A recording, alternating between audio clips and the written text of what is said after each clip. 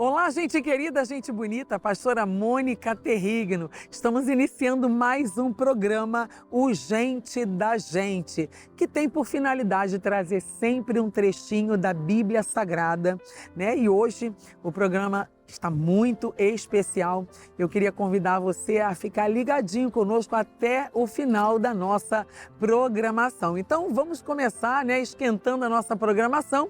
Eu quero trazer para você o nosso personagem de hoje, que não sou eu quem revelo. Traz para mim, meu amigo, o nosso personagem de hoje. Eu confesso que quando meu filho disse: pai, me dá parte da minha herança, eu quero viver por mim mesmo. O problema não era o dinheiro, porque o dinheiro já era dele, a parte da herança era dele. Mas eu sabia que, pegando o dinheiro, saindo por um mundo que ele não conhecia, ele ia perder a conexão comigo. E quando nós perdemos a conexão, um filho perde a conexão com os pais, ele vai viver dissolutamente uma vida isolada, onde ninguém vai ter misericórdia. Porque quem mais ama você é a sua casa, é a sua família. Ninguém ama mais os filhos do que os próprios pais. E essa falta de conexão comigo fez com que meu filho terminasse cuidando de porcos, desejando comer comida dos porcos, depois de estar do meu lado, onde ele tinha de tudo. Ele tinha carinho, ele tinha amor, ele tinha tudo. Mas o melhor dessa história foi que todo o tempo meus braços permaneceram abertos, sonhando com a volta do meu filho. E graças a Deus ele se arrependeu e a conexão, voltou a acontecer. Ele voltou arrependido, eu o aceitei e foi festa. Eu sou o pai do filho pródigo. Exatamente. Hoje, baseado no livro de Lucas, o capítulo é o 15, eu trago essa referência da Bíblia para todos vocês. Um pai foi um excelente, e bom pai, porque soube cuidar muito bem dos filhos que Deus havia confiado em suas mãos. Quem não soube, fazer o seu papel foi o filho mais moço, que acabou, vamos dizer assim, ele acabou se submetendo às coisas do mundo, querendo então parte da herança, querendo viver de forma dissoluta, querendo viver de forma promíscua, devassa, e a Bíblia diz que ele, pegando parte do dinheiro, foi ali vivenciar de uma forma muito ruim.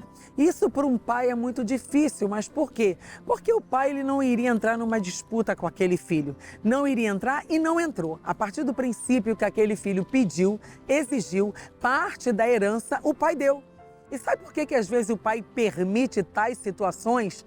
Para que lá na frente a gente venha reconhecer a nossa paternidade. Porque a Bíblia Sagrada relata que um bom filho, ele ouve as instruções do seu pai. Trazendo para o lado espiritual, nós hoje como filhos de Deus, nós não devemos fazer as coisas de qualquer forma, de qualquer maneira. Pelo contrário, devemos nos submeter a um pai que temos hoje, que é o Pai das luzes, é o nosso Deus, é o Filho de Deus também, Jesus, que tem nos dado sua palavra, tem nos redarguido, nos corrigido, ele tem nos orientado, ele tem nos dado ali o caminho, cujo qual devemos seguir, devemos passar, enfrentar, mas enfrentar de cabeça erguida, com muita sabedoria, com muito entendimento, e isso só um pai para nos fazer andar por caminhos retos. Não adianta você querer tomar um percurso que vai lhe prejudicar lá na frente, como foi o caso desse filho, o mais novinho do pai, cujo qual estamos falando agora. A Bíblia não cita o nome dele, não traz para nós o nome dele, só diz que é o pai do filho pródigo. E é sobre ele que estamos falando aqui hoje. Esse pai foi um homem de muita reputação, foi um homem íntegro, foi um homem reto, foi um homem que não se acovardou em nada, Vamos dizer que até mesmo nas circunstâncias em que ele viveu, juntamente com o filho mais moço, ele soube lidar tanto com o filho mais velho quanto com o mais moço. Porque o mais velho cobrava: puxa, pai, estou aqui, como quem diz, fui fiel ao Senhor até o fim e o Senhor não preparou nenhuma festa para mim. Meu irmão que estava longe reviveu aí, de alguma forma, voltou exatamente. E foi nessa volta que o pai pôde também mostrar da qualidade que ele tem como bom pai, dando e devolvendo ali as vestes devolvendo o anel, representando a autoridade, devolvendo as sandálias, calçando os pés daquele filho. Assim também é o nosso paizão, né? O nosso pai das luzes. Ele faz isso e faz muito bem.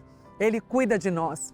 Ele cuida, mas de uma forma muito, mas muito aprazível, muito prazerosa. Ele tem o prazer de velar, de tratar, de cuidar, de restaurar, curar, libertar, renovar, transformar, de fazer tudo de melhor na vida daquele, né, que foi constituído filho de Deus. Então, é exatamente sobre esse pai que estamos falando, que representa para nós hoje a presença de Jesus, a figura, né, do próprio Deus, uma paternidade, né, muito grande, que não deixa faltar nada para aqueles que são realmente gerados pelo Espírito e hoje são chamados de filhos, filhos de Deus. Bom, nós vamos a um break agora, um intervalo, mas não saia daí, porque o nosso programa, né, só está no primeiro bloco e já vamos daqui a pouquinho para o segundo bloco e eu vou falar mais sobre esse pai, o pai dos meninos, o pródigo e também do mais velho. Até daqui a pouco.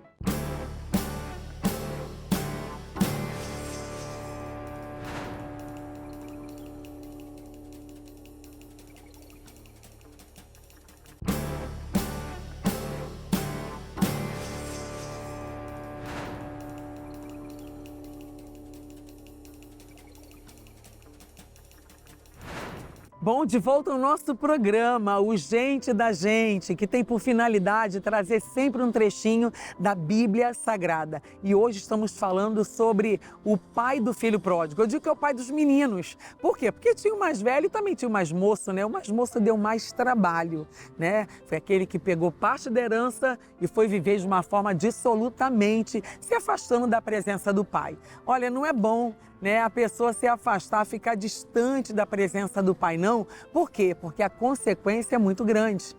Aquele mais novinho teve uma consequência muito ruim, uma experiência infeliz. Mas vamos falar desse pai, o pai de amor, um pai que recebeu o filho que estava longe, mas que voltou para os seus braços e que ali teve, né, um banquete preparado. Teve ali uma festa, teve ali o anel de autoridade que volta para o dedo, para as mãos daquele menino mais moço, né? Aquele que havia gasto, né? Ele gastou muito dinheiro vivendo de uma forma dissoluta, promíscua, devassa, mas que fica aí uma experiência de um bom pai. Como é que um bom pai ele age e reage diante das adversidades? Como é que aquele pai reagiu? Da melhor maneira e forma possível. Mesmo sabendo, vendo e identificando o erro daquele filho, a Bíblia Sagrada relata que ele abraçou aquele filho. Porque um bom pai, o que ele vai fazer? Ele vai instruir, redarguir, ensinar, corrigir, mas vai abraçar a causa daquele filho. O filho pode estar no tráfico, o filho pode estar na prostituição, o filho pode estar vivendo de uma forma promíscua, devassa, né? De uma forma muito, né, indecente e moral, mas um bom pai, ele vai ficar perto. Ele não vai abrir mão da alma daquele menino, daquele jovem, daquele adolescente, daquele filho, porque para os pais o filho nunca cresce, não tem idade, não é verdade? Então aquele pai, ele abraçou a causa, ele protegeu aquele menino e a Bíblia diz que ele então prepara uma festa, devolve a autoridade, colocando um anel no dedo daquele menino, ele prepara as sandálias, calçando os pés do filho. E é sobre isso que eu venho falar, da referência desse pai, um pai que soube ser um exemplo, um pai que soube dar ali exemplo, um pai que abraçou a causa daquele menino, mesmo sabendo que ele havia errado. Querido, se eu estou falando contigo hoje, você que é pai, você que talvez, né, deixou o seu filho tomar distância, ficar longe, afastado, talvez eu até compreendo o porquê e o motivo que você permitiu tudo isso.